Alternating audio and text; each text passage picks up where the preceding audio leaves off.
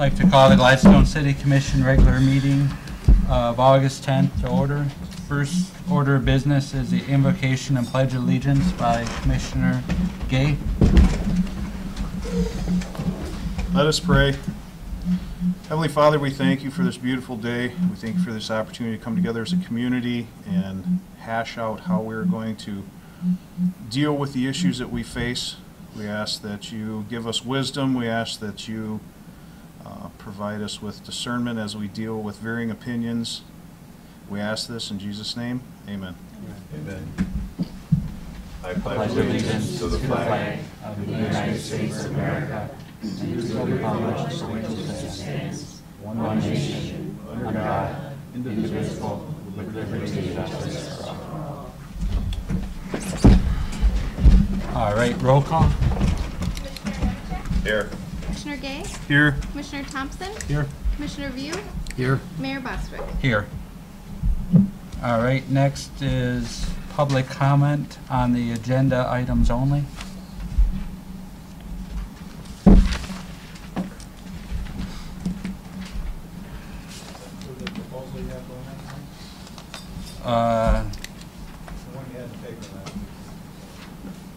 Public hearing. The public hearing? No, this is not. Just on the agenda? Just on the agenda, yeah, it's not for the outlay project.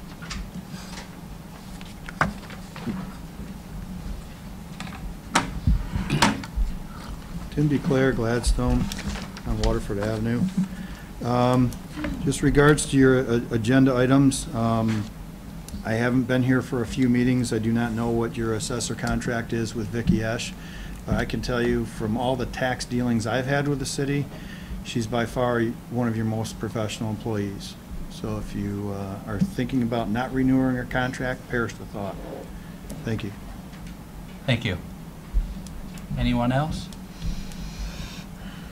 All right, hearing none, we'll go on to the consent agenda for the City Commission regular minutes of July 27th, Parks and Rec regular minutes of July 7th, and payment of bills.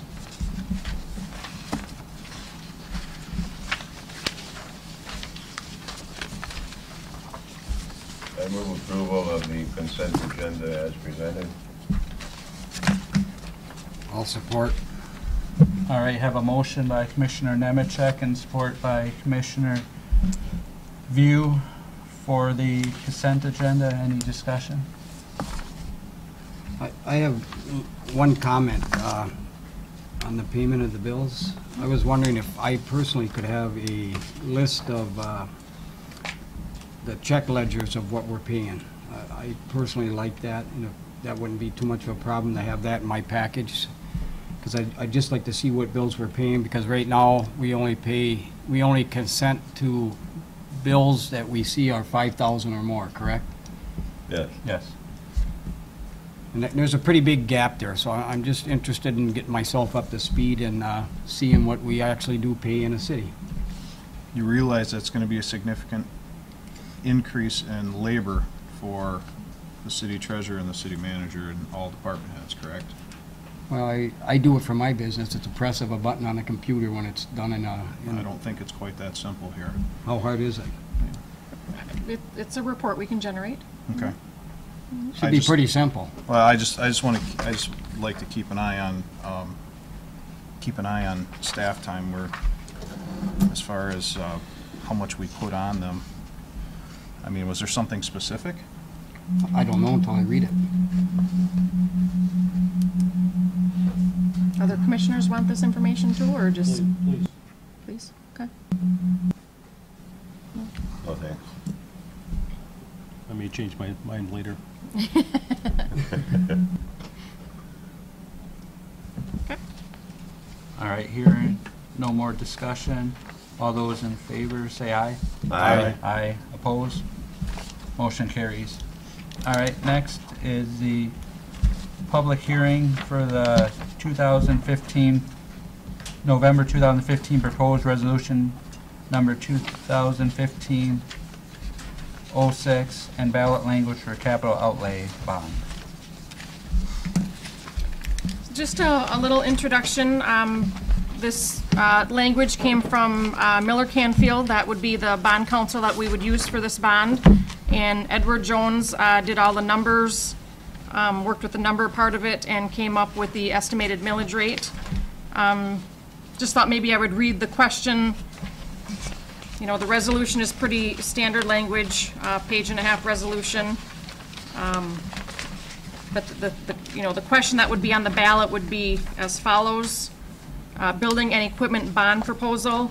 Shall the City of Gladstone, County of Delta, Michigan borrow the principal sum of not to exceed $2,350,000 and issue its general obligation unlimited tax bonds in one or more series payable in not to exceed 20 years from the date of issuance of each series for the purpose of paying the cost to A, remodel, furnish, expand, and equip the existing City Hall building.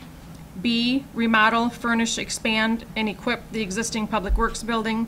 Or acquire, construct, furnish, and equip a new Public Works building. And C, acquire, furnish, and equip heavy equipment for the Public Works Department. The estimated millage to be levied in 2016 would be 1.86 mils. That's $1.86 per thousand of taxable value. And the estimated simple average annual millage rate required to retire the bonds is 1.86 mils, $1.86 per thousand of taxable value. So we have most of the boards up in the windows here in case there's a question on one of them. So, anything else before we get started? Or go to the public? Okay. The hearing is now open.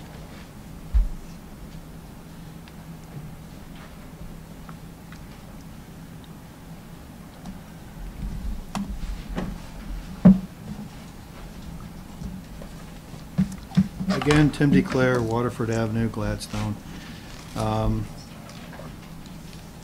What started all out of this problem for me was not that long ago when one of your commissioners made a motion and two others voted in favor of raising our taxes.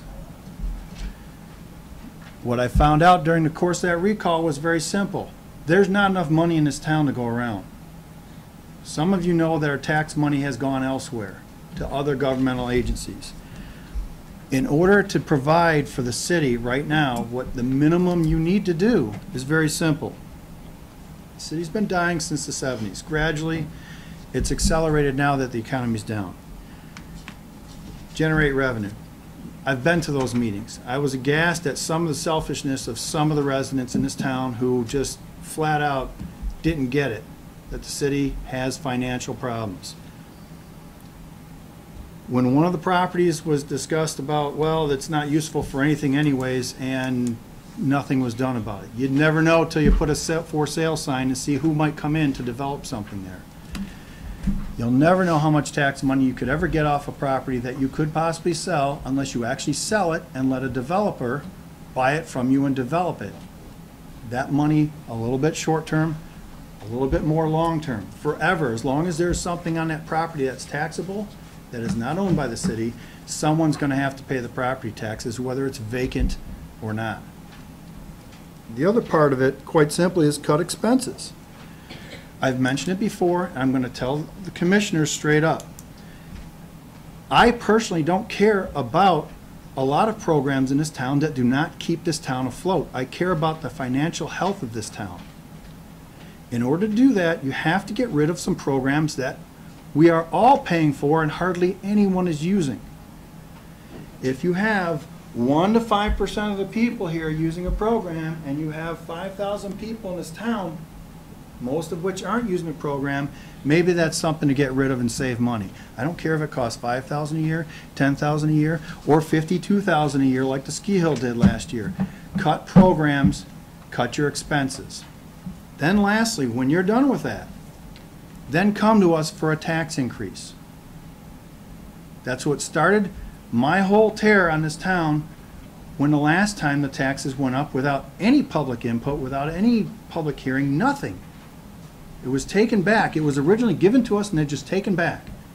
That's what incensed me so much that I went out with just a couple other people, door to door in this town, listened to 1,000 stories. There just isn't the money around in this town with that many people on limited incomes.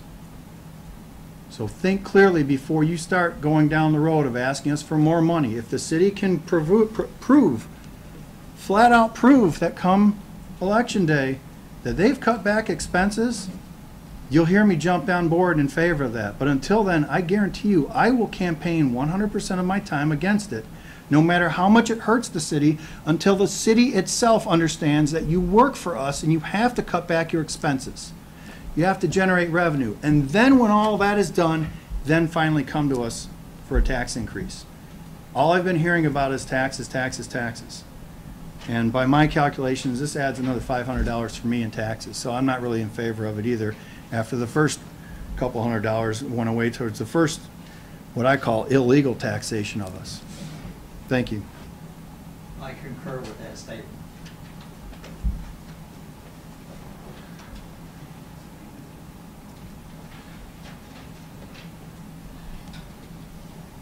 Anyone else want to speak?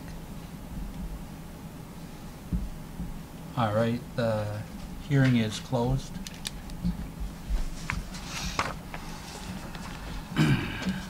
Any discussion?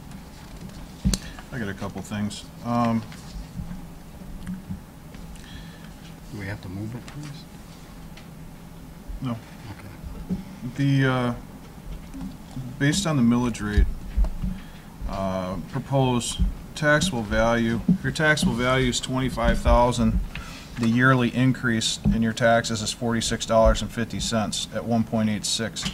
Taxable value at $50,000, it's $93. $75,000 is $139.50. I don't disagree with Tim's point. I do have a little bit of an issue with the fact that it's kind of hard to prove something to people who don't show up to get the information that we regularly put out. Now, there are some people in this room that came to the town halls, and maybe to more than one, but that's a very, very small sampling of a town of 5,000 people. So I guess, you know, my question would be, how do you prove that, to prove that we're cut to where we are now? I'm comfortable either way.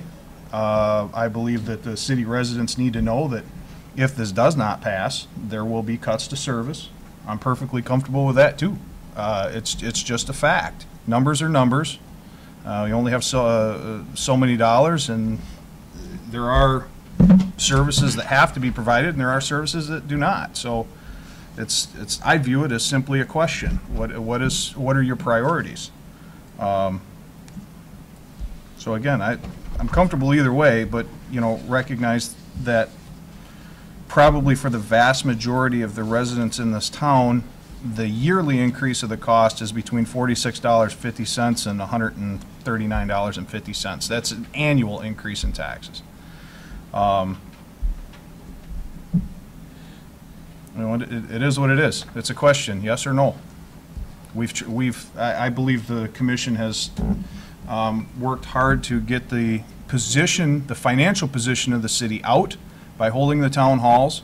And I frankly was very disappointed in the turnout. Not the people that turned out, I was very happy that they came, but the lack of the huge percentage of people in the community that didn't show up. So it's very difficult to get that information out to people who aren't available to hear it.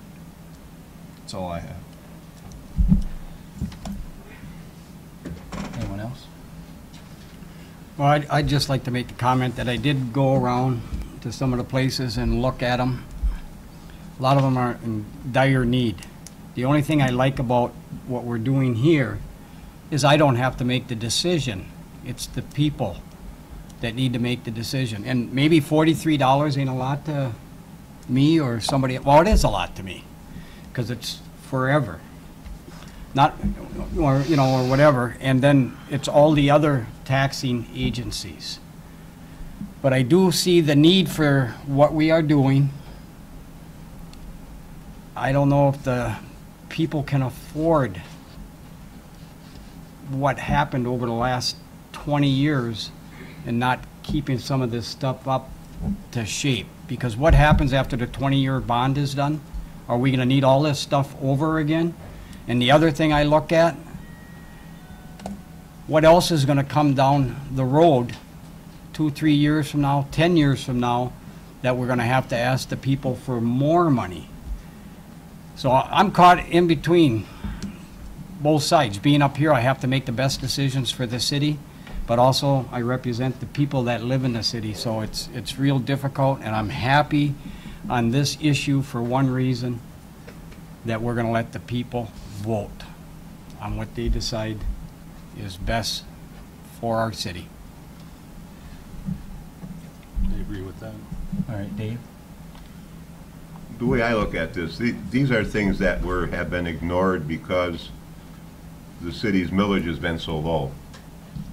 The city of Gladstone has, if not the lowest, one of the lowest millages in the state of Michigan. And at 13.7 mils what it was, and now we're at 15.5, that still is, that's the city millage. And I know the school millage here makes up a lot of difference, but our total millage, non-homestead, is 59. That's the same as Escanaba, even with the higher school tax. School tax is over 20. We're more like mid-20s. So it's unrealistic to think that the city of Gladstone can continue to operate at 15.5 mils. I mean, we've cut our full-time workforce from 52 down to 39. And yeah, if you follow a city crew around, yeah, there might be one guy watching, 2 guys watching. You know, there's always scrutiny in that, but I have talked to most of the employees. I've met with most of the employees. I think they're a pretty good bunch of people, and I've been in business myself quite a while, and I'm a fairly good judge of that. But these projects, this millage is for things that have been ignored. And if the millage fails, will the city go broke? No, they'll continue to ignore them. The city hall, yeah, you know, we're here. It's not a rattle trap. It needs work.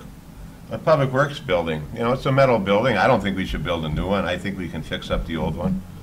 I think we can fix it up for a lot less than what this is on for. But that's my opinion there. As far as equipment goes, we've already bought some used equipment, good used equipment, and there's no reason why we can't continue to do that. But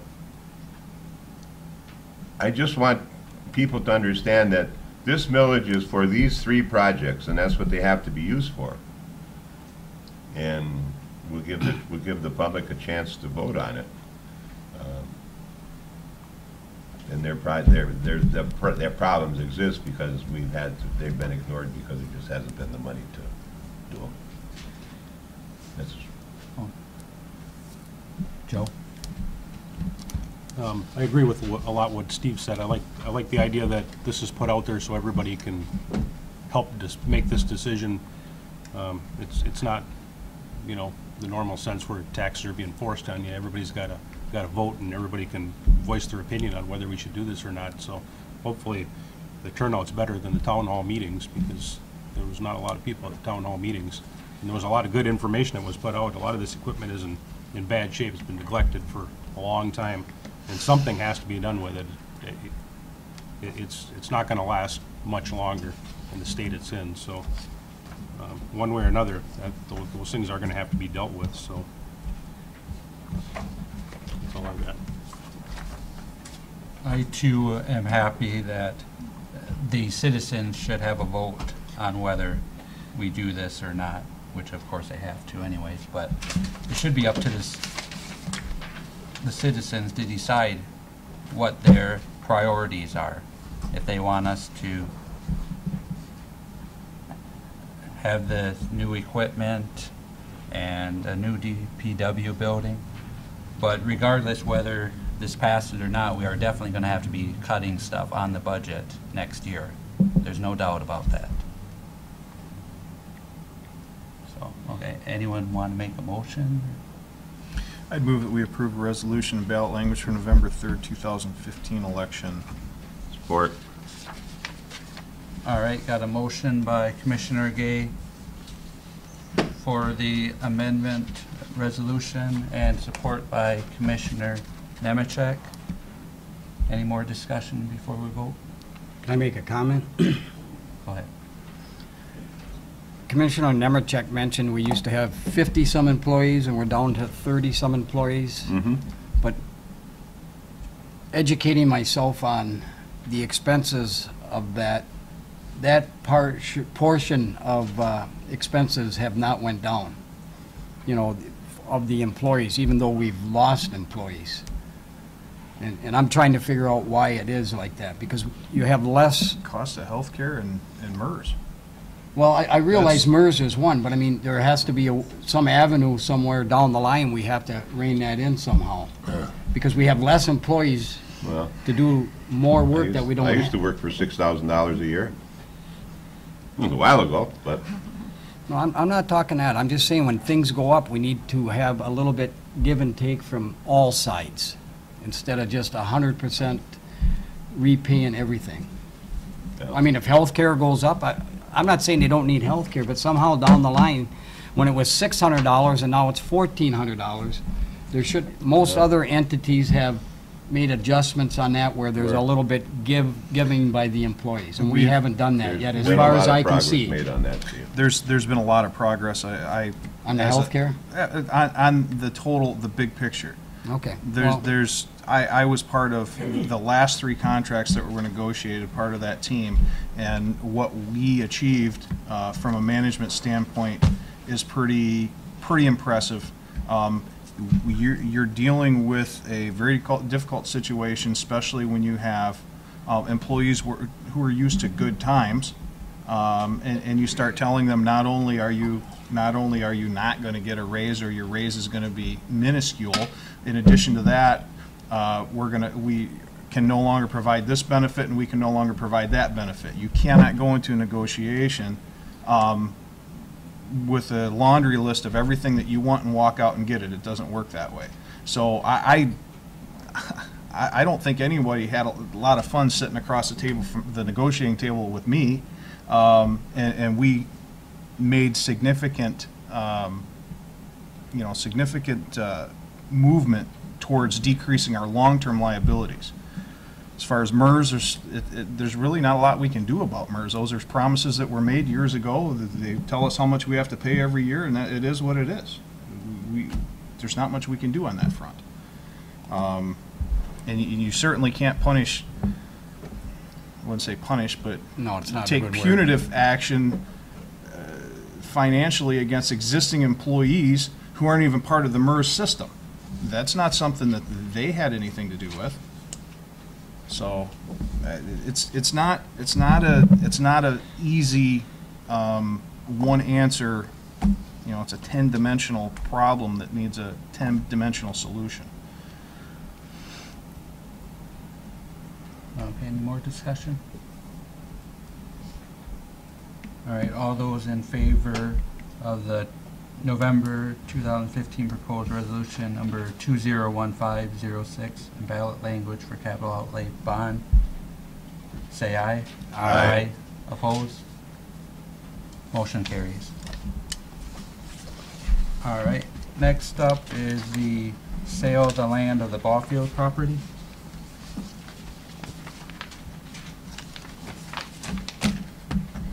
Just a little history on this one. This parcel was acquired by the state of Michigan, and as the deed states, it is expressly understood that the land herein described shall be used solely for municipal purposes, and when same ceases to be used for such purposes, it shall revert to the state of Michigan. The city intends to forever maintain ownership of the waterfront portion of this parcel for public access. We're working with Attorney Don Bacon on this. He's contacted the state of Michigan, AG's office, and DNR's office, and asking them if they would waive this right of reverter, so this parcel could be considered for development. And as of last Thursday, as of today, we have not received any response from them yet. He did mention maybe an email from myself, maybe a commissioner or two, like to the Representative McBroom and Senator Casperson, just so there's more talk in Lansing of this issue. The next monthly meeting that we have with Representative McBroom is normally the third Monday. That's being pushed to the fourth Monday due to the fair, so I'll definitely mention it to him then, but, I put a call into Ed a week and a half ago. I haven't heard back Okay. yet, so I don't know if they're off, busy, Oh. what, but sure. that was one of the items I intended on talking to him about. So I think if we can table this till, push it out September 28th. If we get information, back before that, we'll definitely bring it back, but I'll move that we table the sale of the ball field parcel until the September 28th, 2015 meeting. Support. All right, got a motion by Commissioner View and support by Commissioner Gay to table the sale of the land ball field parcel till September 28th. Any more discussion? All right, hearing none. All those in favor say aye. Aye. Opposed? Motion carries. All right, next is the assessor contract. this was tabled until tonight's meeting due to two minor changes. We added a sentence under number 3.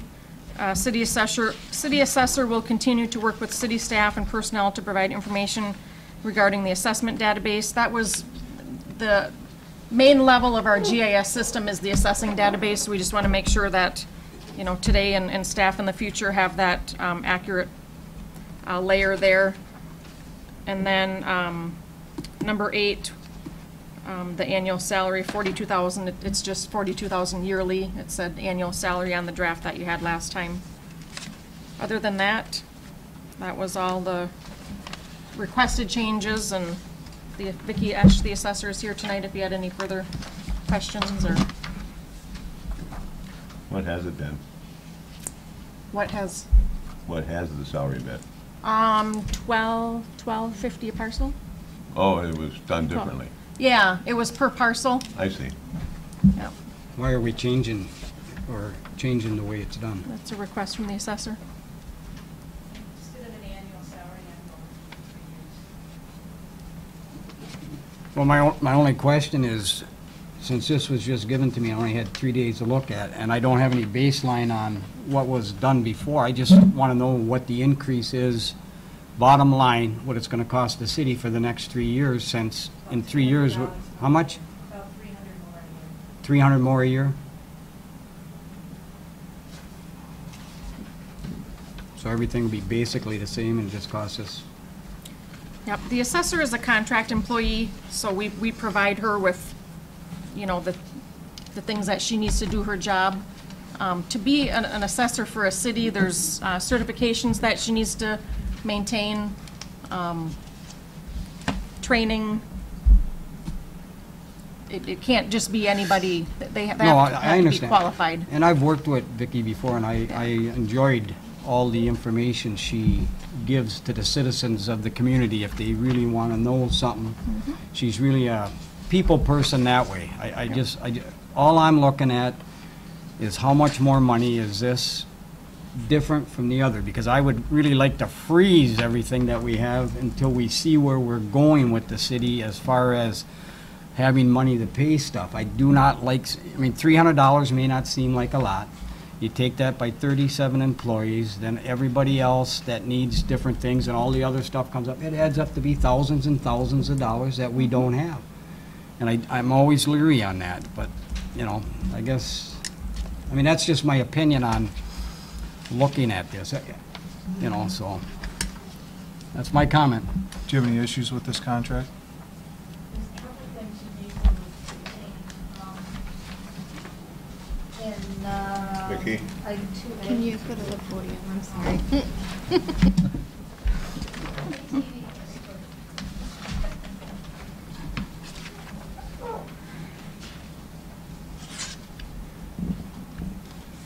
Because my voice is so soft, correct? Item 2A, the, next to the bottom line says include on 2015 assessment. If you sign it for 3 years, if you agree to go for 3 years, it should be appropriate assessment roll. Okay. Because you'll have 16, 17, and 18 that you'll be dealing with. since 15 has already been done.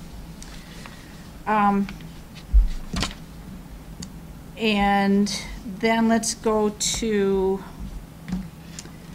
number 9.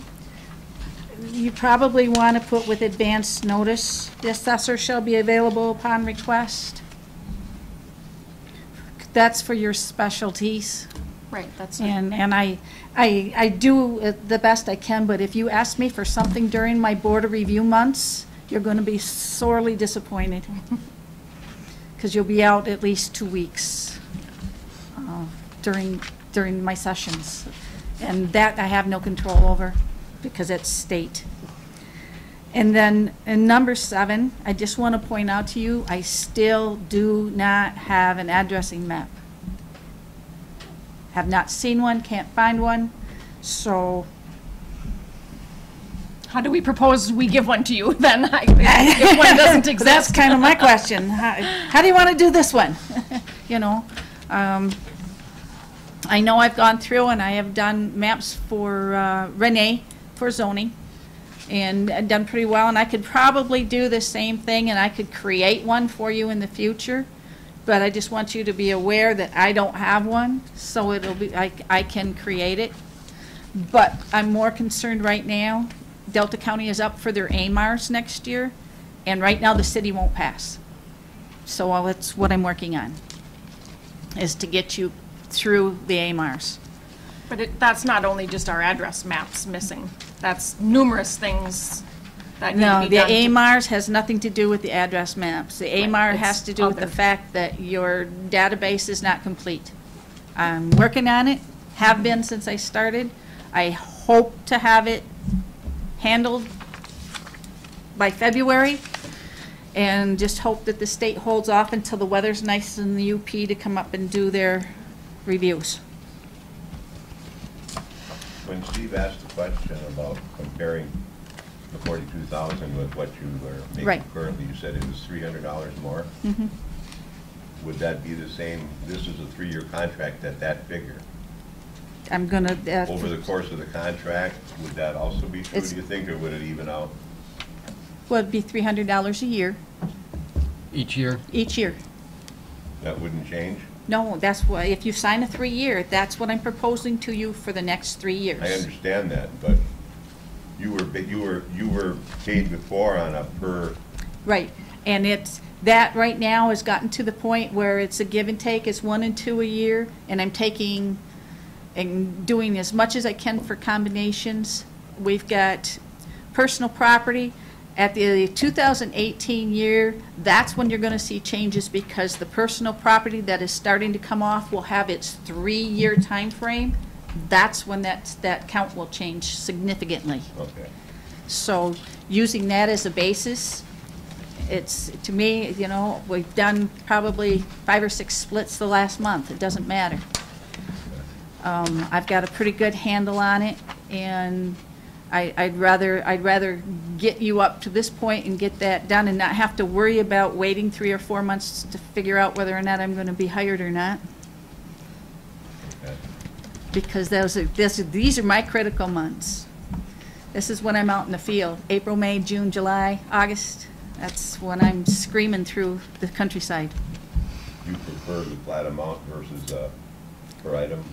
It's, if the council decides they want to offer an annual per parcel, we can talk about it. But you prefer this setup? I think this is the best way for you to go at this point. I think you'll come out ahead. Well, that's why I talked about the 3-year contract. At the end of 3 years, we may come out ahead versus the old payment system. Is that not true? That is true. That's what I thought. So it's not really an increase over the 3-year period, to the best of your estimating? This is the best of my estimate that's fairest for both of us. Okay, thank you. Any more questions for Vicki? Thank you. Thank you. All right, hear any motions? I'd move that we approve the contract with the following changes under item 2A. Correct or change 2015 to read appropriate. And under item 9, add in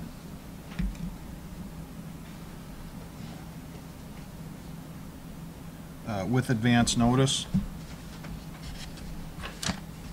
That's it. What about the base? Should we clarify the advance notice required? You know, It's a contract, we should probably be specific, yes? Yeah, that probably would be better if you were Okay. specific. I don't need a lot of time. You just need to know that if it's the wrong time of the season. Minimum 2 weeks advance notice? Could be more, minimum 2 weeks, minimum 4 weeks? You know, it doesn't need to be 4. I have certain times of the year, board review times, that there's 2 solid weeks that I am just crazy and nuts. So, Would 14 days be adequate for you with your staff, Darla, as far as the things that you would need? Then make that with 14 days advance notice under section 9.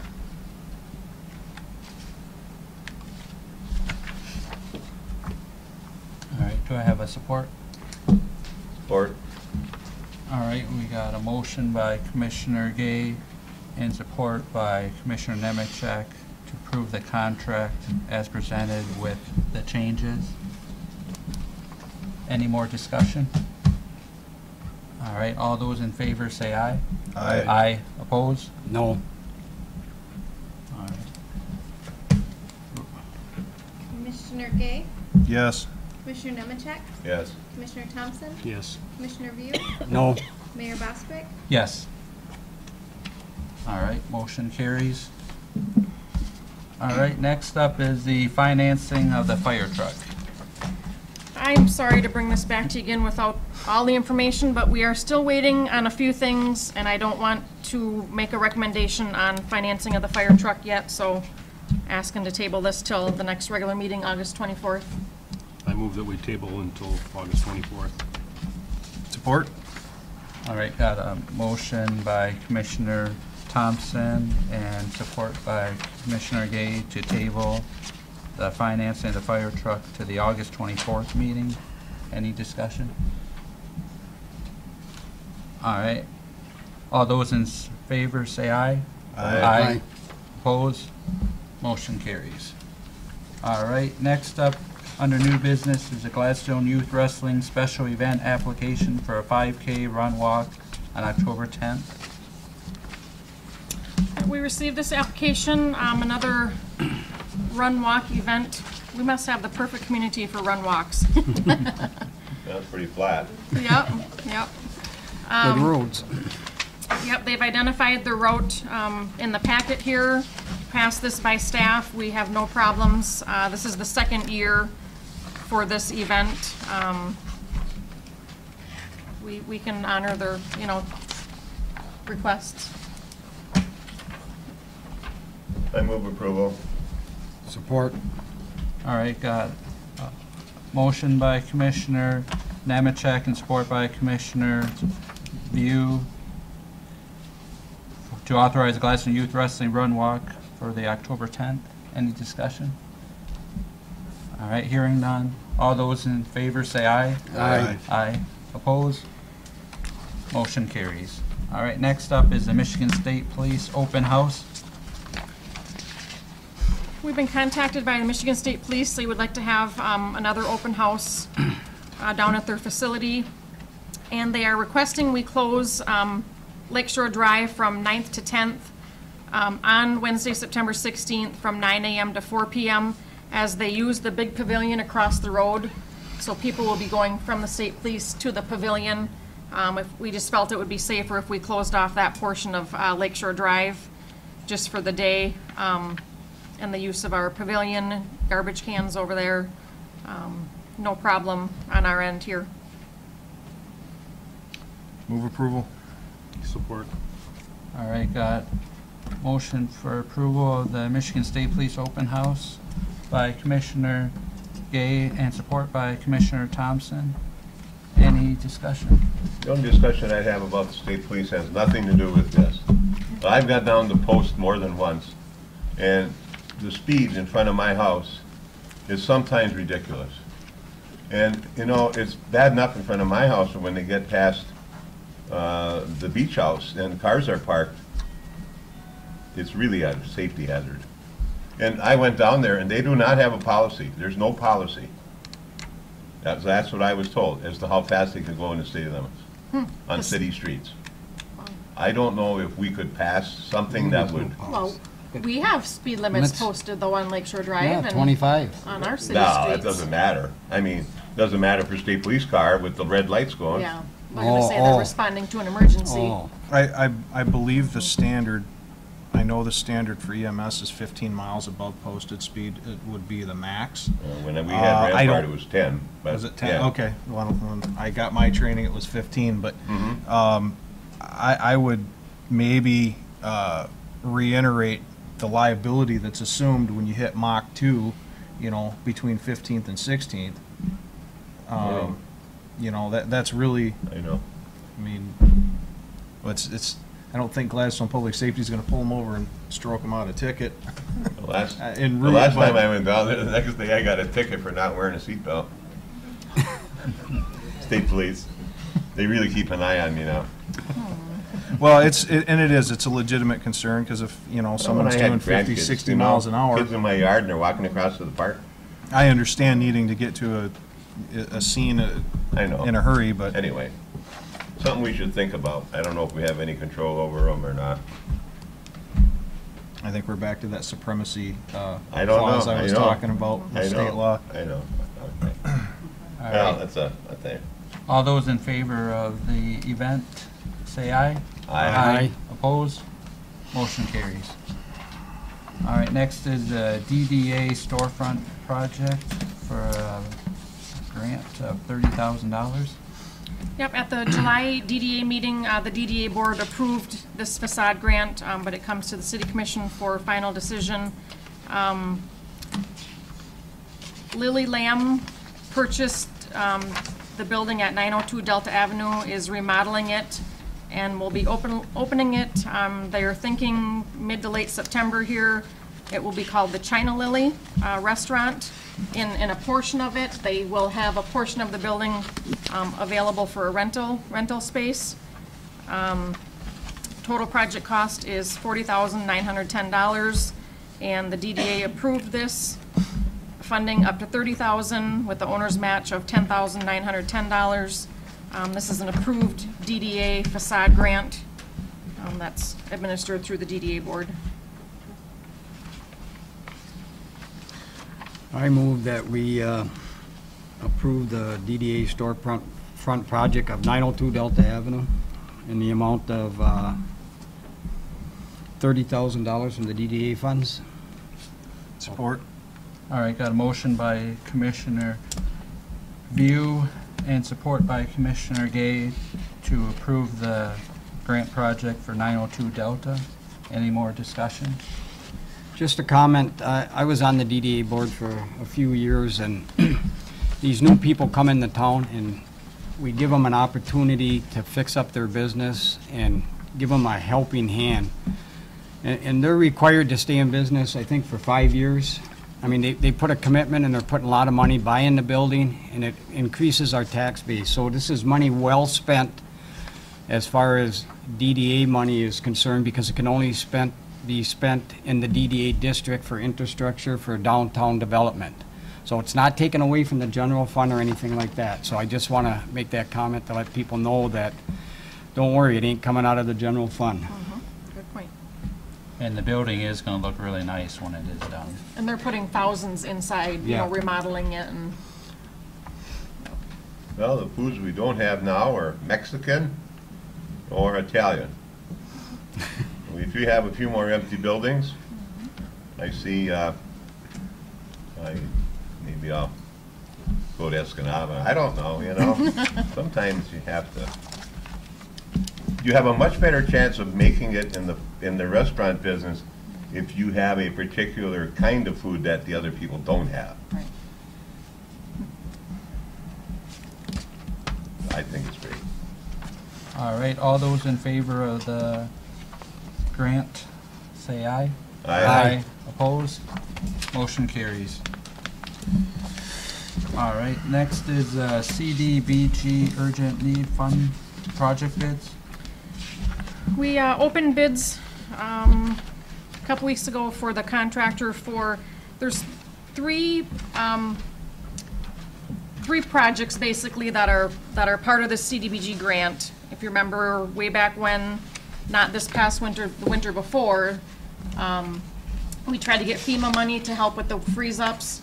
That was denied. State of Michigan came up with a CDBG grant program. We applied for that. We were awarded $298,000 from the grant.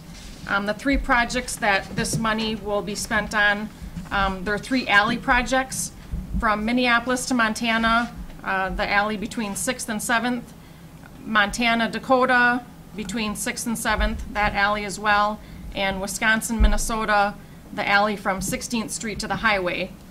So we opened bids, and we received 2 bids, and Coleman Engineering is the engineer that we've secured for this project, and they are recommending Giroux Excavating, and their bid amount was $365,000, $800. Work will be done yet this fall, so if this is approved tonight, we let them know. They go ahead and order all the material, but it does need to be done this fall. If you approve this tonight, we still need State of Michigan CDBG approval of this contractor. Engineering company said we don't see any problems with that, but we do need their blessing on it. Part of Giroux Excavating's bid, the pipe for these 3 projects will be purchased locally from UP Pipe, and the asphalt at the end of the project will be done by Payne and Dolan, which is another Gladstone company. So trying to keep as much as we can locally. And the balance of the money, we have $50,000 from the DDA. Again, that's for infrastructure projects. $10,000 coming in from the street funds, and the balance would be from the water fund. So Is this for water and sewer, or just sewer? water. Just water? Mhm. Thank you. These are the alleys that froze that winter. Right, I remember that. Yeah. There was no local companies that excavate around here? None that put a bid in. But they were notified? Yep. Okay. Yep. We had calls from local ones, but we were surprised they didn't turn a bid in. Yeah, I'm surprised too. I mean, Yep. stay local is pretty nice if you can. So that's, I mean, it was nice that they're buying the pipe locally and the Yes, asphalt is I coming agree with that. locally, so. I'd move that we award the contract to Giroux Excavating for the amount not to exceed $365,800. Support. All right, got a motion by Commissioner Gay and support by Commissioner Thompson to award contract to Giroux Excavating not to exceed $365,800. Any discussion? All right, hearing none. All those in favor say aye. Aye. Opposed? Motion carries. All right, next up is the resolution number 201507, certification of all candidates nominated for November 3rd city election. In accordance with Chapter 3, Section 8 of the Gladstone Charter, the city clerk, which is myself, is required to certify the names of all candidates nominated for office for the 2015 city election. So 2 commissioners for 4-year terms will be elected. We have 5 candidates, Matthew Gay, Ken Levine, Dwayne Nelson, Michael Connor, David A. Phelan. This resolution approved would be, ballots and notices would be prepared for the November 3rd election. And this is required by charter. However, election law has passed the deadline that those were submitted to the county as well. So this is a bit of a formality to comply with our charter. I move that we approve resolution number 2015-07. Support. All right, got a motion by Commissioner Thompson, support by Commissioner View to approve resolution number 201507. Any discussion? All right, hearing none, all those in favor say aye. Aye. Opposed? Motion carries. All right, next, you're welcome. Next up is a WPPI Energy, the Power of Many presentations by President and CEO Mike Peters.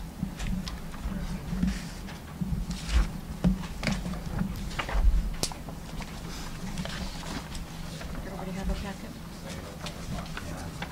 It's the same thing, isn't it? Yeah. Given to the public. Mark, the commission has theirs if you wanted to. Yeah. Mr. Mayor, members of the commission, I appreciate getting some time on your agenda tonight. The presentation takes roughly 15 minutes or so, and then whatever questions you have. And please stop me at any time. The purpose of my presentation is to reintroduce some of you, or introduce for the first time to you WPPI Energy. We are your wholesale power supplier, and you have been a member of WPPI since 2007. You buy all of your power from us for distribution to your electric utility customers. WPPI was formed in 1980. We started out with 23 municipal utilities. Today we have 51 utilities, 50 municipals, and 1 cooperative. Alger Delta Electric Co-op is a member of WPPI, and we have utilities in 3 states now, with 7 in the UP of Michigan, 3 in Iowa, and 41 in the state of Wisconsin. Our obligation to Gladstone is to provide all of your wholesale power requirements, regardless of what your needs are, and your obligation is to buy your power from WPPI. You're under a contract with us that today runs until the year 2037, and I'm going to talk to you a little bit in a few minutes about our need to extend that contract in order to continue to do long-term power supply planning for our member utilities. You know, just as you are accountable to your citizens, we're accountable to our members. We have a 51-member board of directors. Mark sits on our board. Darla is the alternate and has had a long-term relationship with WPPI. We have over 100 different community members that serve in some capacity on our governing body, either through our board of directors, our executive committee, which meets every month.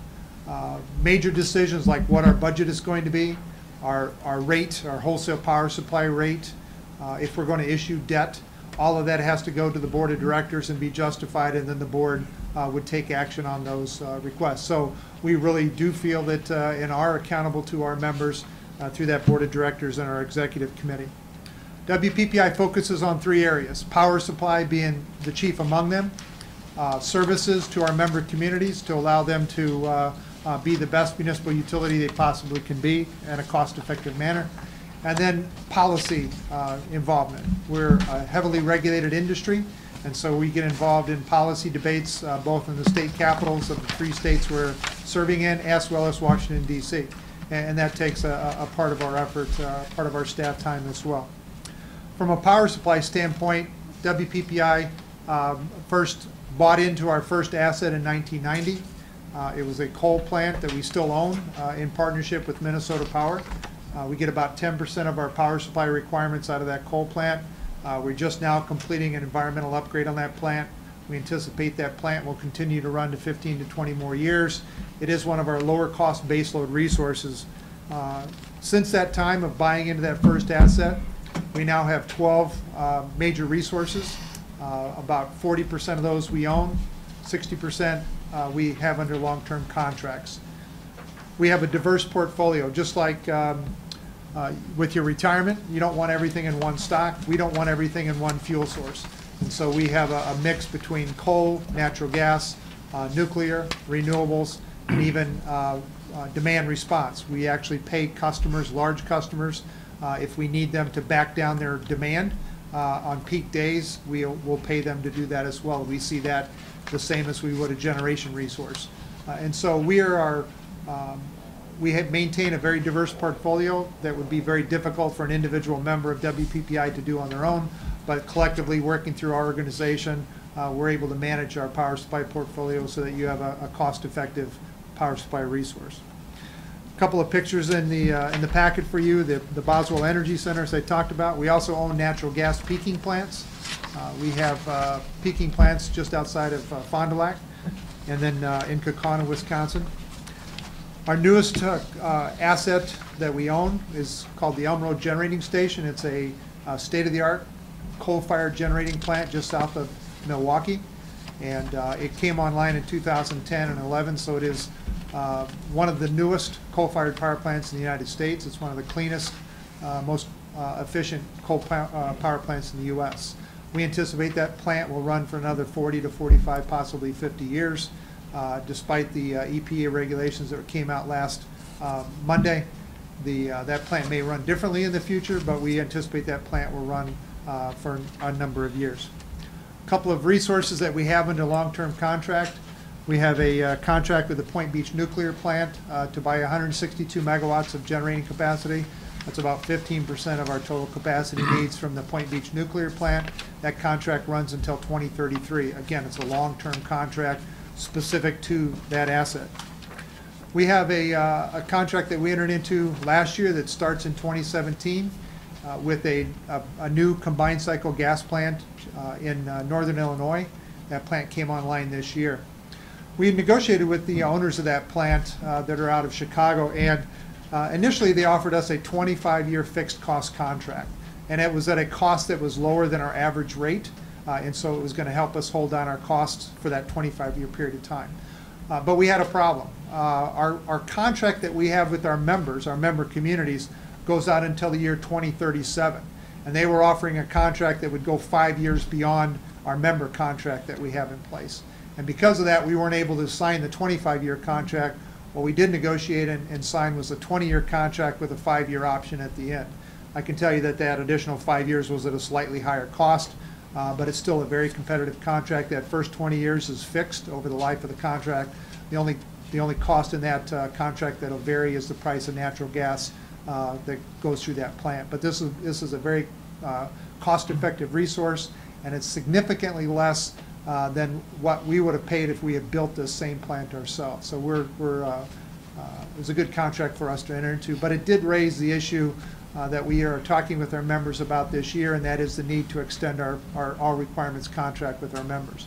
Right now, that contract goes until December of 2037. We are in the process of asking our member communities to consider extending that contract to 2055. Takes it out it'll be 40 years. It will give us sufficient time to do long-term planning and to negotiate and enter into positive contracts such as the Nelson contract that we entered into this past year. The environmental regulations that were proposed last Monday will go into effect in a few years from now. It's going to require us to substantially change our portfolio over about a 10-year period starting in 2020 to about 2030. Right now we have about 14% of our energy comes from renewable resources. We believe this new EPA regulation is going to require us to increase that upwards of 28 to 30% of our energy will need to come from renewable resources by the year 2030. That means in that 8 to 10 year time frame between 2020 and 2030, we're going to have to remake our portfolio. We'll be either buying into renewable assets or entering into long-term power supply contracts with renewable providers for 20 to 30 year contracts in order to meet those requirements. So we recognize that we need to start making some changes in our portfolio, and that's the reason we're looking to extend the contract with our members. Another area where WPPI works with our members very closely is in the area of services. We have about 75 unique services that we provide to our members. A couple of examples: we work with our members on billing and accounting software, our energy service rep. I see Brett Nemes here in the audience. We provide direct services to our members and their customers in the way of consulting, more or less, working with customers on energy efficiency projects and trying to identify ways that customers can use less energy or use it more effectively. Since 2010, working with the city, your customers have saved about $145,000 in energy efficiency through programs worked through WPPI Energy and our energy service rep. So it's a direct, tangible benefit that you bring to your member, to your customers, working with WPPI Energy. We work with the city on financial benchmarking studies. We're working with Mark on a cash management policy right now. All of this is really to help our member communities be stronger, better situated utilities. A good example in this area is in the area of advanced metering technology. We have seen a transition over the last 5 to 10 years of utilities going to advanced metering technology where you can get instantaneous meter reads, you can do two-way communication, even reprogramming meters remotely, doing remote meter reads. This new technology has to be tied into some sophisticated software. WPPI purchased that software for about $2 million. We have staff that manages that and can generate the necessary reports, and then you can use that data that you get from those meter reads to do billing. I believe in the next 5 to 10 years, every utility is going to have to move to this kind of technology as the industry changes. And through your membership in WPPI, you have access, cost-effectively access to this type of technology that you would not be able to do but for through an organization like WPPI. So just another example where working together, our 51 member utilities are in a better situation than they would if they were acting individually. As I said, the industry is changing a lot. One area is in the area of distributed generation. I'm sure you've heard a lot about solar panels on top of rooftops. Also, battery technology is starting to advance quite a bit. Because of that, we are looking at developing programs so that our member utilities would be able to offer, whether it's solar to customers or battery backup options for customers. We're looking at these as potential programs that then you would be able to offer to your utility customers and do so cost effectively. Number of policy issues we continue to deal with. As I mentioned earlier, the new EPA regulations that came out a week ago Monday. We're studying those regulations. It's about 6,000 pages of regulations when you count the rule and all the appendices. I can tell you I haven't read them all yet. For a couple hundred pages, it's some very, will put you to sleep at night if you don't have anything else to read. But we do have individuals on staff that are working through that rule. Probably in the next month or two, we'll have a better understanding of the impact it's going to have on us and how we provide wholesale power to our member communities. And then we also get involved in a lot of other issues. I know in Michigan right now, one of the big issues that's happening in Lansing is a discussion of what to do about customer choice, retail access and customer choice, the renewable portfolio standard requirements, energy efficiency standards, et cetera. A good example of how Gladstone was benefited through its membership in WPPI was what happened in the UP with their Presque Isle power plant. I'm sure you all read the papers about the severe rate increases that customers were facing because of Presque Isle potentially shutting down. And for about a year, there was higher costs that the utilities in the UP were picking up because of the arrangement that the mines had to buy their power from somebody other than WEPCO. Through your membership in WPPI, you avoided a significant rate increase that other utilities in the UP did experience and could have experienced long term. I know some utilities were talking about upwards of 20 to 25% rate increases to cover their cost of that power plant. WPPI did pick up a portion of that Presque Isle power plant, but our member utilities saw about a 1% rate increase because of that additional cost. It wasn't 25% increase. And the reason for that is WPPI, we collectively share all of the expenses throughout our entire system. And so although WPPI picked up about $5 to $7 million for the Presque Isle power plant, it was spread across our entire footprint. So it was shared amongst all of the utilities in WPPI. We collectively act as one entity. And so Gladstone and the rest of our member utilities in the UP really were benefited by your membership in WPPI Energy, and we were glad to see that, quite frankly. We are working with policy leaders in Lansing to address the wholesale power supply or the power supply situation in the UP. I know there's a lot of ideas, and we're involved in those discussions. We absolutely want the lowest cost option, whatever that might be, and there's a number of ideas that are being talked about that possibly tying the UP to the Lower Peninsula with additional transmission. We know there's additional transmission coming in from Wisconsin that is already underway and being built. Possibility of an additional gas-fired power plant in the UP. We are working with the policy leaders to identify and then work towards the lowest cost solution long term. The WPPI has been in existence for 35 years, and we are celebrating our 35th anniversary as part of our annual meeting this year in September. And I hope some of you are able to make that annual meeting. We'll update you on where we're at with a number of programs, as well as where we're at with our contract extension. As I said, we've sent out the documents to all of our members. We're asking our member communities to consider that extension request and take action this year, if possible, but no later than March of next year, so that we can continue to plan for your power supply needs long term. I appreciated the partnership we've had with the City of Gladstone. I've had a long-term relationship. Before I came to WPPI in 2011, I spent 15 years in Lansing working for the electric co-op, spent a lot of time in the UP, working with our co-op members, and we've had a great working relationship amongst both the co-ops and the municipals in the UP, and I'm proud to be a part of that. Be happy to answer any questions you have, and yes, Commissioner. Can you refresh my memory as to what other cities in the UP are part of that group? Yeah, we have, let's see, Berga, Lance, Crystal Falls, Norway, Gladstone, Alger Delta, and Negaunee. Yes. Are you working with the other cities to try to have them become part of it, or? Looking for additional memberships. You know, we started out with 23 members. We have 51 today. We had a number that joined us from the time frame of about 2005 to 2009.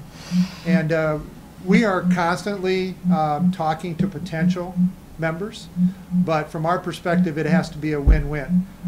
We've actually turned some entities that have asked to join WPPI in the last couple of years, we turned them down and said not at this point, because the contracts that they had in place that they would have to assign to us would have actually raised our cost to our members. So we have to balance the interests of both the utility that wants to join and our existing customers. It'd be very hard for me to stand in front of you and say, we added 5 members, but you have to pay more because we added these 5 members. So we look for opportunities where it's a win-win. And we believe there are some opportunities in the next few years to do that, but we don't simply grow to grow. We grow when it's a benefit to both our existing members and that potential member that wants to join. Thank you. Yes. You mentioned that you just signed a contract with another company for 20 years at a specific rate? Correct, a fixed cost over the life of that contract. Now, how does that relate when we sign that fixed rate? There's still increases every year? Yeah, see, what we do, we as I said, we have 12 major resources, and so we have owned assets, and so the cost for us would be debt service, taxes, O&M, operation and maintenance costs, fuel costs. That would all go into the power supply costs coming out of that one particular asset. We have about 60% of our resources that come from short, medium, and long-term contracts. We also buy in the open market. We have about 5 to 10% of our purchases that might come through the open market. And so we take all of these costs each year, and we blend that, all of that goes into the costs that we then charge back out to our members. We have some contracts that are higher than what our average cost is, and those are the contracts we try to get out, back down when we can. And we have a number of contracts like the one that we entered into with the gas plant in Northern Illinois that's lower than our average cost that helps hold it down. So you pay a rate that's based on our blended cost of all of our resources together. Each year in December, our board of directors will meet, and we will give them our projected rate for the next year. They'll make the necessary adjustment in our wholesale rate tariff, and then that's what you pay your costs to WPPI is based on that wholesale rate. It does fluctuate throughout the year based on fuel cost, if we have to pay more for natural gas or other power supply. I can tell you for the last couple of years, our actual cost has been below our stated rate for the last several years. Right now, I think we're about almost 3% below our stated rate on average this year so far. So you charge us less than when it's below? Or? Absolutely. Okay. Absolutely. Yeah, we charge you our exact cost. We don't, we charge the exact cost for us to deliver the power to you. So once we sign a contract with you, if it's for 40 years and something else happens, in society or in the area, we can't, there's no way of ever getting out of that if there's something more efficient and more reasonable. Well, I would hope that, No, I would hope too, but I'm just, Yeah. 40-year commitment, Well- I ain't even gonna be around here then. right, and I don't plan to be working 40 years from now either. I hope I'm still around, but I That's don't a long plan time. to be working. When you joined us, you signed that contract that, we have all of our members on the same contract. And so every member has the same contract, they all terminate on the same date, they all pay the same rate. We want all 51 of our members to have that same long-term vision. As a utility, we need to do long-term planning. If we decided today that we needed a new resource, it could take us anywhere from 5 to 8 years from today in order to have that resource available to meet your needs. And then that resource might need to be paid for the next 30 years, just like any long-term asset would, a new building or something like that. We issue debt, we issue bonds, and typically most of our long-term debt is for 30 years. Give you an example, if we only had a 20-year length of time on a contract versus a 30-year length of time on a contract, and we had to finance an asset for 20 years versus 30 years, the cost of that monthly cost to us, or annual cost, would be about 20 to 25% higher than financing it over a 30-year bond. And so we really do try to plan out long-term. You talked about if there was a lower cost option. I can tell you that collectively, we always look for the low-cost option, whether it's a contract or ownership. Matter of fact, the one contract that we entered into with the gas plant, they offered us an ownership interest. But we looked at it, and our risk was less in having a purchase power agreement versus ownership. And actually, the cost wasn't all that different. And so we entered into a 25-year purchase power agreement. So when we look at delivering power supply to our members, we go for the low-cost option. And we believe that we're going to be the low-cost option over the long term. The EPA regulations are pretty draconian from what I've read, and it'd be too easy to take a shot at them considering what just happened in a river out west, toxic waste flowing down to New Mexico. So everyone can draw their own conclusions there. If I remember correctly, I was reading on, I believe, a piece of legislation you're talking about.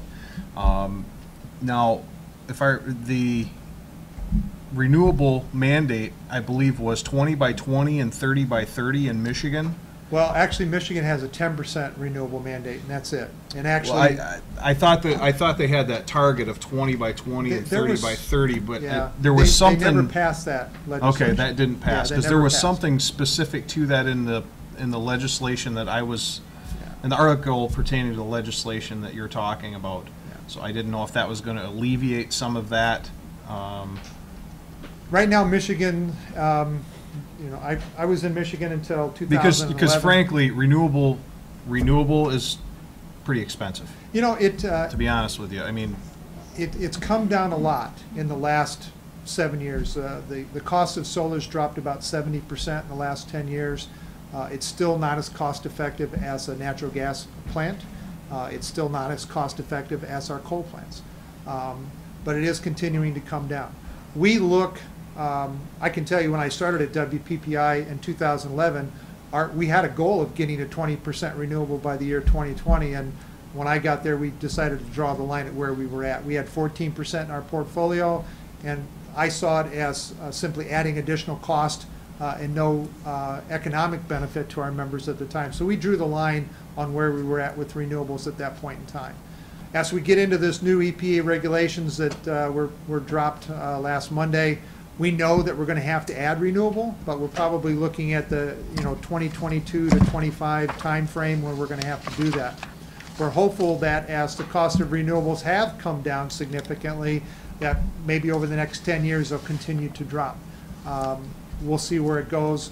My guess is we're going to end up having to double the amount of renewables that we have in our portfolio today.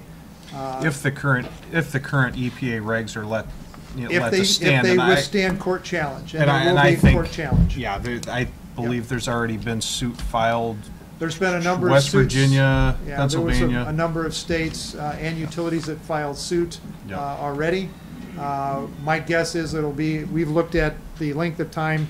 That appeal will go to the Court of Appeals in the DC Circuit, and then that would have to go to the US Supreme Court. Probably it'll be about 2019, June of 2019, before we'll know definitively whether those rules are going to stand or not. And then the first compliant dates that we have to meet are in the year 2022. That's not all that long. It's 7 years from now. So it's not that far off from a utility standpoint. Our strategy in looking at the proposed rules, the first cause of action, the states that have challenged the rule and the utility or coal companies and others, they'll ask for a stay. In other words, they'll ask the court, don't enforce this rule. What happens currently, if they don't enforce that stay, is that rule will continue to go into effect, and utilities will start making decisions based on the fact that that rule is still in effect. Well, that's kind of part of the problem for planning from your Absolutely. standpoint, It's a because huge if you challenge. wait till June of 2019 and you have to implement by 2022, that's huge not a lot of challenge. time. It's a huge challenge. We have been looking at our portfolio, and where we can make cost-effective changes over the last 5 years, we've done that. A good example is the Point Beach, zero emission, carbon-free, and the cost of the contract we negotiated was less than our average embedded cost. And so we were able to swap out some coal contracts that we had we were able to back down purchases that were more coal-based, and in place put the Point Beach contract. By 2018, about 40% of our energy will be coal-based. The rest will be natural gas, nuclear, renewables. And so we've been changing our portfolio. We have probably in the state of Wisconsin and Michigan, in the UP especially, other than Cloverland, which has a lot of hydro, we have the lowest emissions of any utility in that region. So we've done a lot to reduce our greenhouse gas in anticipation of this rule, but we know there's going to be a lot more we have to do, and we're going to try to do it as cost effectively as we can. But you're right, if we don't do anything until 2019, that's going to put a lot of pressure on us in a short period of time to start making changes. So we'll have to see what happens. That in the translates to it's expensive. Correct. You are absolutely correct, and there's no two ways about it. But again, I think when I look at it in a small utility like our members typically are, they're better off working together and being able to share those resources and have a more diverse portfolio through an organization like WPPI than you could ever do on your own.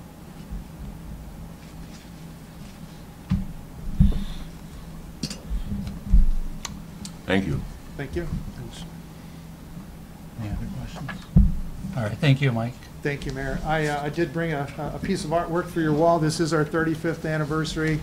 We have a compilation of pictures from all 51 of our member communities. I'll leave that with Mark to take back to the utility office. But again, thank you very much, and anything that we can do to help you be a stronger municipal utility, all you have to do is ask.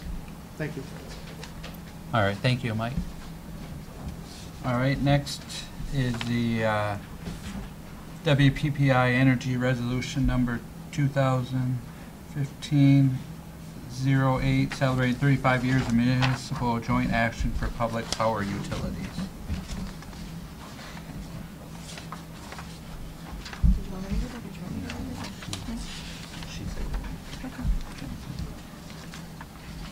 I'd move approval. I'll support. All right, got a motion by Commissioner Gay, support by Commissioner View. Any discussion? No. All right, all those in favor, say aye. Aye. Opposed? Motion carried. All right, next is the set public hearing for the City of Gladstone 2015 Renewable Energy Plan. Mark, did you want to present this one, or? So we need to set a public hearing. We're proposing September 28th to have that public hearing. We'll post notices wherever we need to. Every other year, we need to update our renewable energy plan. This process will do that. WPPI prepares and files an updated version of the plan every other year for all of the Michigan members. Each member is required to provide an opportunity for the public to comment on the plan at a public hearing. After the public hearing, documentation of comments received, or if none received, that fact will be submitted to Jim Weeks, who is the MMEA representative, and Andy Kellen, WPPI Energy, for submission to the State of Michigan Public Service Commission. So can we set that public hearing? I would move that we have the public hearing as presented. September 28th. That'd be the second commission meeting in September, regular. Support. All right, got a motion by Commissioner Nemetchek and support by Commissioner Thompson for set the public hearing for September 28th on the renewable energy plan. Any discussion?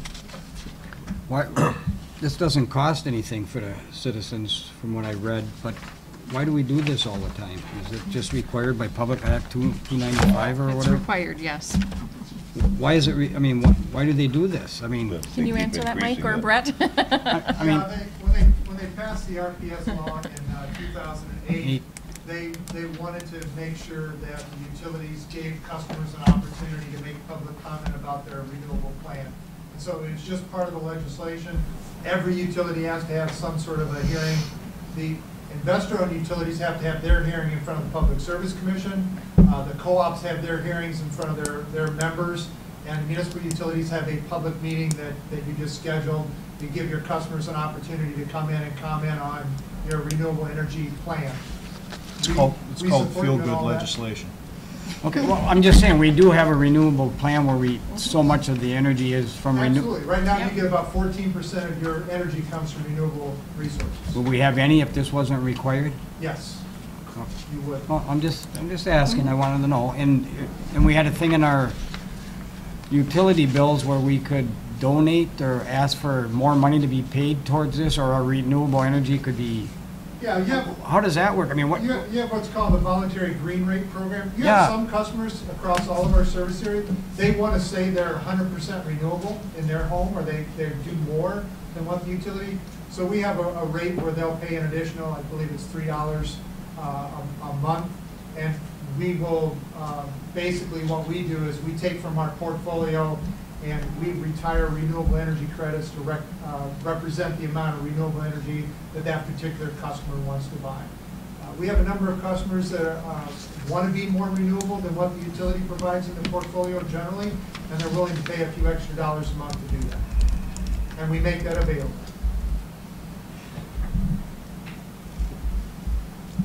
All right, any more discussion?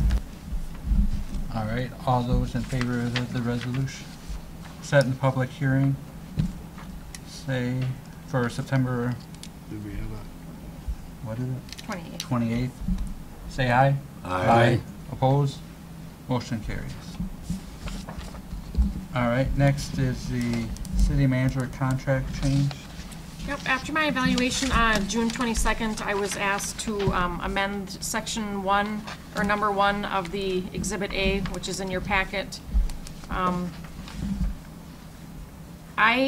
As the manager, part of my contract, I don't have vacation time, sick leave time, comp time.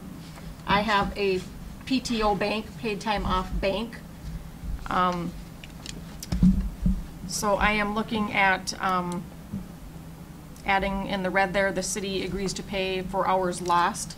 So if I can't use that time within the calendar year, I lose that time. I'm looking to be paid for that lost hours of paid time off. And not last year, but the year before, I don't think in my 5 years here, I've used all hours in the paid time off bank annually. 2 years ago, I received a small amount, same situation, like for the equivalent of the hours lost.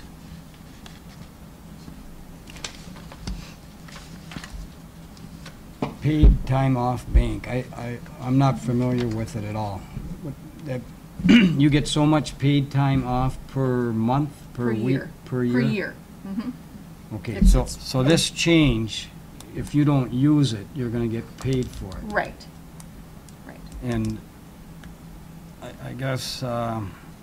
and before you weren't getting paid for it. So how Correct. much is this, how much would this cost the city, do you know? Right here, $1,854.11. Why are you not able to take your time off? I try, I just, you know, But you, based on other, staff. This is something that we've done in the past for the city manager. Yeah. We've asked her to do several things, and I think it's reasonable to make this right. It's not uncommon for businesses to do this. Usually there's a cap on it, though. That's part of the problem. She has a cap, but she can't.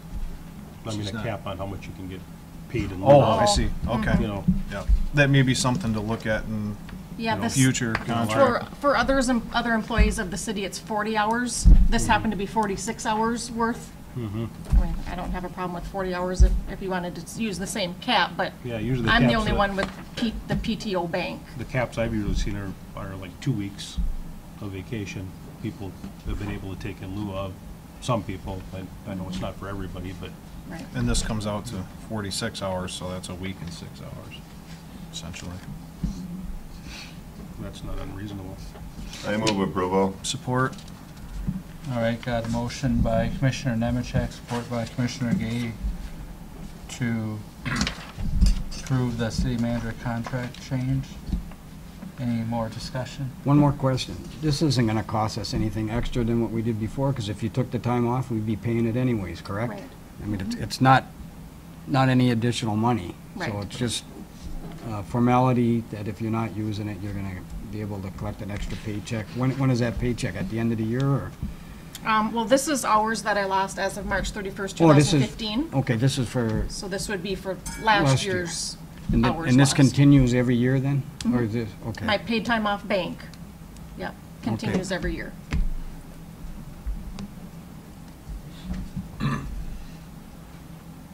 All right, any more discussion? All right, all those in favor say aye. Aye. Opposed? Motion carries. All right, does anyone have any issues if we move the POLC union grievance update to the end after the city clerk comments? Do you need a motion? Do we need a motion to move? The mayor can move the agenda up. Okay. Went to executive session. Okay. That'll be a problem. All right, next is the city manager's report. Just a couple things. We've had this advertised for at least a couple weeks now, probably more than that. This Thursday and Friday, August 13th and 14th, both days from 9 to 3 here. Efficiency United will be here in the chambers, offering some high-efficiency shower heads, high-efficiency shower wand and hose, LED light bulbs, bathroom faucet aerators, kitchen faucet aerators, and other information that Efficiency United offers all of our members. It's been up at the front counter and advertised locally. That are free? No, there's a small, like the shower head is $1, the wand and hose is $4. Okay, Yeah. thank you. Next scheduled dialogue with Darla is August 19th. We're going to try a morning session here from 8 to 10 down at the DDA building. That's next week. DDA tomorrow morning, 8 o'clock, EDC at noon tomorrow.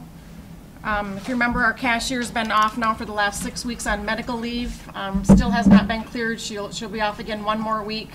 But as of tomorrow, my Director of Community Development will be off 4 to 6 weeks for medical leave. So again, few short staff at City Hall here, so Is the EDC meeting still on? at noon, yep. Where's that at? Yep, we got a quorum. Okay. EDC is in the conference room, Elected Department Conference Room at noon.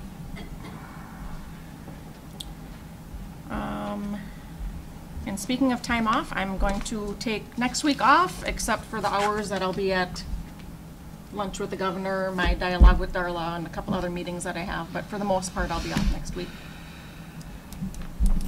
All That's all I right. have. Thank you, Darla. Next is the city commission and committee reports. And anyone have anything? I attended the Parks and Rec meeting last Tuesday. Several things were discussed. I basically mentioned the financial position of the city pretty clearly. I think I stated where we were. And, you know, advised them that there may be changes in the future and. Can't hear you. You can't hear me? Yeah, yeah. Oh.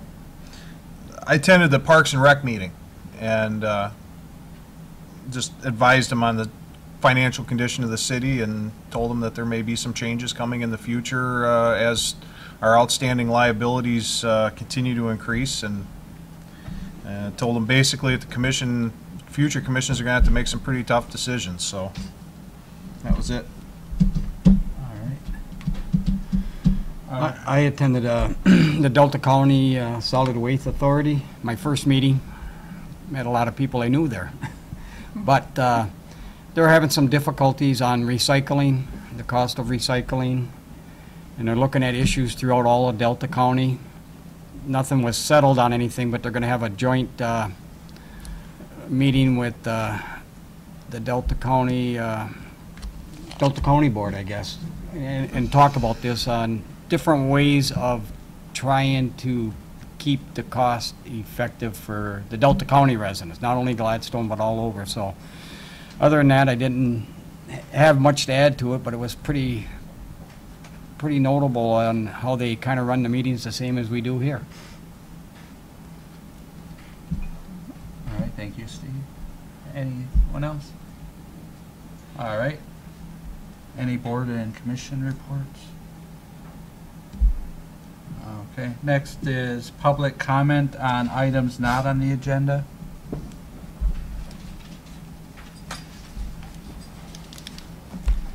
Richard Juno, 707 North 29th Street, or 29th Street in Gladstone, the Speedway.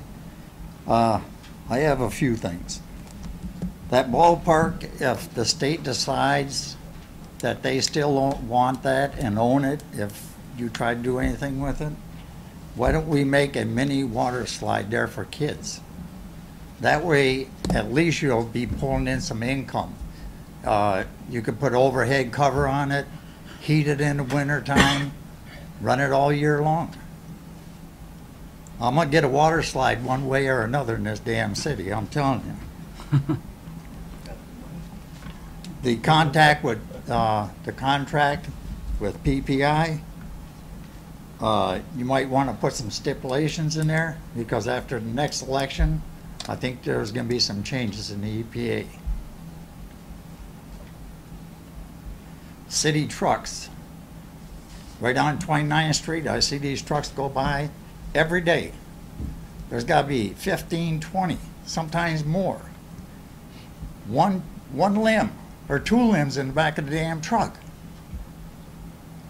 It costs gas to run from wherever they're taking that limb up past my house. So let's see if we can't make a brush pile, and once a week or once a month, pick that damn brush up and bring it up there in a dump truck.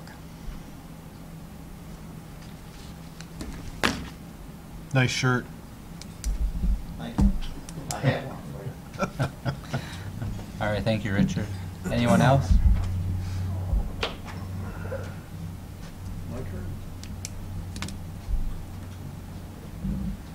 Steve Atkins, 1116 Minnesota. I have a question. Explain this if I'm correct on this. When I come in here and I don't know what's going to be on the agenda and I don't know anything about the items on the agenda, that's the only time I can comment on them. And after the meeting, or after you've done stuff and this explained to me what these are and how they're going to operate and everything, that's when I can't comment on them. Is that what I'm hearing here? Yeah, basically at the beginning, we have public comments on the agenda items. And then at the end, we talk about stuff that's not on the agenda. And I think the intent on that, I think that came from the the rules of procedure that have been around for a while. And I think the intent on that, actually, Steve, was the public comment at the end of the meeting is supposed to be, you can comment on anything, whether it be on the agenda or not. Yeah. Oh, okay. That's All right. the Got you. intent of it. There may be a word that needs to be changed, but it's, actually, when I first started coming to commission meetings as a resident, that's one of the things I complained about, is they would only allow you to comment at the beginning of the meeting. There was only one Yeah, okay. public comment. All right. well, So that at the makes end of the sense, then. meeting, you couldn't complain or scream or yell at them because of what they did, the action that they Mm-hmm. took. So the public comment at the end, I believe, is to address anything. All right, well, good. In that case, I've got 3 items. One, I think you're doing it right by lay out your best case for an increase from the millage, let them decide, and if they're willing to accept less services for less millage, that's up to them. 2, I'd like to thank Commissioner View for explaining the DDA money, because that was a question I had. And 3, I have noticed, not in just this meeting, but several other meetings, where the phrase, what is best for the city and what's best for the people of the city are not used interchangeable. I just want to remind you guys, and I know you don't know this, but I have to say it, the people are the city. So what's best for the people should be best for the city, what's best for the city should be best for the people, not 2 separate things.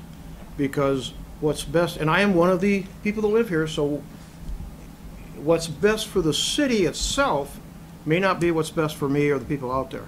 So just, if you'd keep that in mind, I would appreciate it. That's all I have. Good point. Thank you, Steve. Thanks, Steve.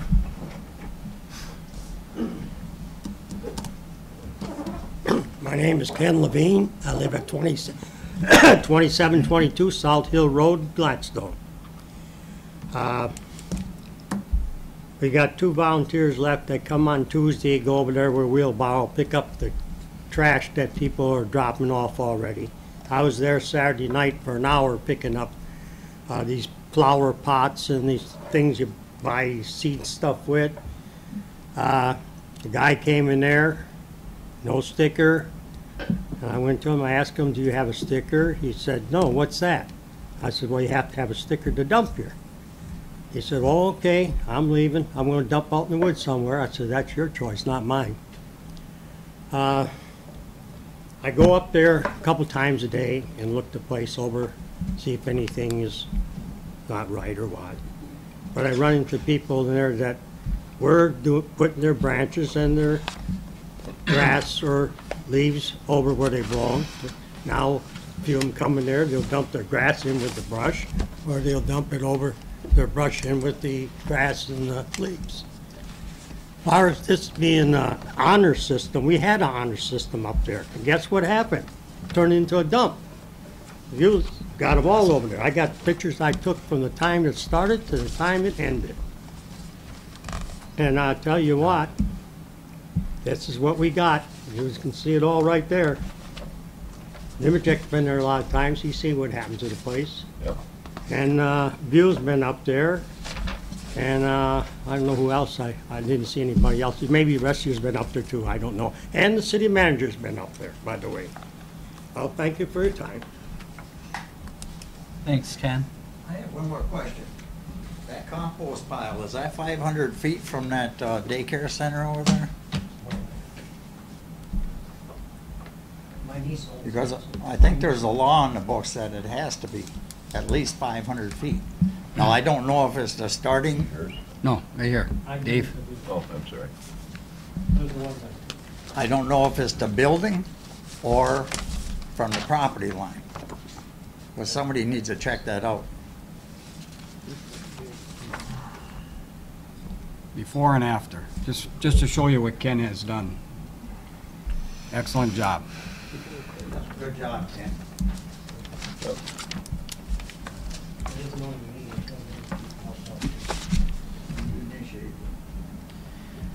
Tim DeClaire, Waterford Avenue.